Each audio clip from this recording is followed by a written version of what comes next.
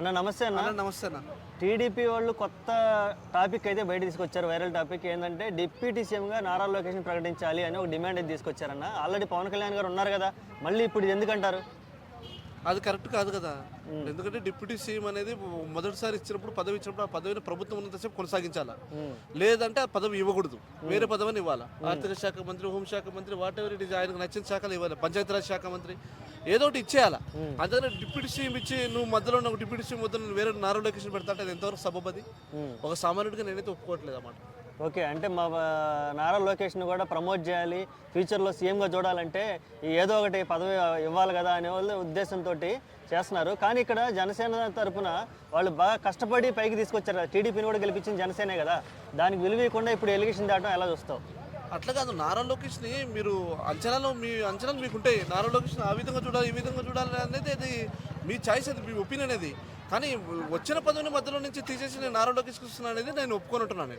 ఇప్పుడు నారా లోకేష్ని మీరు చూడొచ్చు, ఒక నెక్స్ట్ జనరేషన్ ప్రకారంగా సీఎంగా చూడొచ్చు, లేదా ఇంకో రకంగా చూడొచ్చుకోవచ్చు. అది మీ అభిమానం, అది టీడీపీ వాళ్ళ అభిమానం ఉండొచ్చు. కానీ ఒక పదవిని ఇచ్చినప్పుడు ఆ పదవిని మధ్యలో మళ్ళీ మార్చేసి మళ్ళీ నారా లోకేష్కి ఇస్తాను, నేను డిప్యూటీ సీఎం ఆయనకి ఇస్తాను, ఆ పదవి ఈ నారా లోకేష్కి ఈ పదవి తప్ప ఇంకా వేరే పదవి లేదా? లేకుంటే పవన్ కళ్యాణ్ గారికి ఈ పదవి తప్ప వేరే పదవి లేదా? ఇవ్వచ్చు కదా. అట్లా మధ్యలో తీసుకోవడం అనేది ఒక సామాన్యుడిగా నేను ఒప్పుకోనమాట. అంటే ఇవన్నీ కూడా పవన్ కళ్యాణ్ ఎట్టి పరిస్థితుల్లోనూ కూటమిలోంచి సైడ్ చేయడానికి టీడీపీ వాళ్ళు ఆడుతున్న గేమ్ అనుకోవచ్చా? టీడీపీలో నుంచి కూటమిలో నుంచి సైడ్ చేసినా పర్వాలేదు ఇప్పుడు, ఎందుకంటే ఆయనకు ఆల్రెడీ మెజారిటీ వచ్చింది, ప్రజల అండదండలు ఉన్నాయి, ప్రజల బలం ఉంది. నెక్స్ట్ జనరేషన్లో కూడా ఆయనే కావచ్చేమో, గెలవచ్చేమో. అట్లా భయపడాల్సిన అవసరం లేదు. ఎందుకంటే ఆయన కూడా ప్రజలు ఆయన చేసిన సేవలు చూస్తున్నారు, ఆయన నడిచే విధానం చూస్తున్నారు. కాబట్టి ఆయన భయపడాల్సిన అవసరం లేదు. కూటమి ప్రభుత్వం విడిపోయినా కూడా నెక్స్ట్ మళ్ళీ ఎలక్షన్ నిలబడ్డా కూడా ఆయనకు వచ్చే ఛాన్సెస్ కూడా ఉన్నాయి.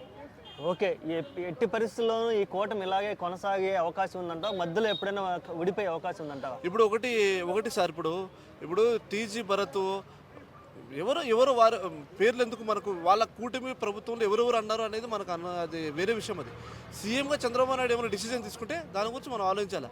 సీఎం చంద్రబాబు నాయుడు మరి ఇంకో విషయం చెప్పారు మీకు, ఆయన మాట్లాడిన తర్వాత ఆయన మళ్ళీ రూమ్లోకి పిలిచి చాలా ఆవేశంగా ఆయన ఆగ్రహంగా మాట్లాడాడు.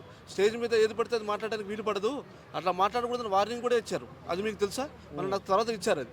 కాబట్టి ఇప్పుడు సీఎం డిసిజన్ వేరే ఉంటుంది. కాబట్టి బయట ప్రజల ఒపీనియన్ మస్తు ఉంటుంది. మీకు పవన్ కళ్యాణ్ గెలవాలంటే ఆయనకు నారా లోకేష్ గెలవాలంటే వేరే వాళ్ళకి వేరే అది ఒపీనియన్ అది. కాబట్టి పదవి మాత్రం లాక్కోవడం అనేది, గుంజుకోవడం అనేది ఒక సామాన్యుడిగా నేనైతే యాక్సెప్ట్ చేయనది. ఓకే, పవన్ కళ్యాణ్ గారు ఇప్పుడు ఉన్న సిచ్యువేషన్లో నెక్స్ట్ రాబోయే ఎలక్షన్లు దృష్టిలో పెట్టుకొని, రాబోయే రాజకీయ భవిష్యత్తును దృష్టిలో పెట్టుకొని ఎటువంటి కార్యాచరణతో ముందుకెళ్తే బాగుంటుంది అనుకుంటున్నాం? ఇంకా ప్రజలకు మంచి దగ్గర అవ్వాలి, ప్రజలకు అందుబాటులో ఉన్న సేవలను ఇంకా మరింత మెరుగువంతం చేయాలి, ప్రజలకు ఏ లోటుపాట్లు లేకుండా చూసుకోవాలి. ఎప్పుడైతే ప్రజలను మంచిగా చూసుకుంటున్నావో నీకు పదవి గురించి ఏ మాత్రం దిగులు పడాల్సిన అవసరం లేదు. ప్రజలను ఎప్పుడైతే నువ్వు ఇబ్బంది పెడుతూ, ఎప్పుడైతే వాళ్ళను బాగోగులు చూసుకోకుండా, ఇప్పుడు ఒక ఊరు కరెంట్ లేదు అనుకోండి, ఒక ఊరికి రేషన్ కార్డు లేవు, లేదా రైతులకు ఏదైనా భరోసాలు ఇవ్వండి. ఇట్లా మంచి మంచి కార్యక్రమాలు చేస్తే మీ పదవి ఎక్కడ పోదు. ఇప్పుడే కాదు, నెక్స్ట్ జనరేషన్లో కూడా మీరు అనుకోకుండానే వాళ్ళు మీకు మెజారిటీతో గెలిపిస్తారు. లేదు కాదుకూడదు, నాకు పదవి వచ్చింది, నేను ఎట్లా చేసుకుంటూ పోతానంటే మాత్రం ఆ పైన భగవంతుడు కింద ప్రజలు తీర్పు చెప్తారు.